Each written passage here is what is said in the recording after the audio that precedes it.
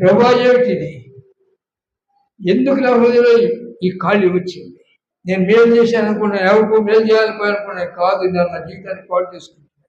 Accident చేశాను అక్కడికి. ఈ యవ్వనస్తుడు మార్పు పొందమని చెబుతున్నాను, కానీ ఇతనికి లక్ష్యం లేదు. ఒక మాస్ గారితో చెప్తున్నాను, మీ బిడ్డలు మంచి ప్రార్థన భక్తి నేర్చుకున్నాను. నేను నా హృదయంలో చాలా సంతోషిస్తున్నాను. ఆస్తులు కాదు కావాల్సింది, దేవుడు కావాలి. దేవుడు అంటే ఈ ఆస్తులు మనకేం అక్కర్లేవు. ఎందుకంటే చూస్తున్నా, ఈ కొండల తట్లు ఈ ఆస్తులతో చూస్తే ఇవన్నీ మనం రక్షిస్తాయా? ఉద్యోగాలు రక్షిస్తాయా? మరి ఎందుకు ప్రేమించాడు దేవుడు నన్ను? ఆయన కొరకు బ్రతకాలి.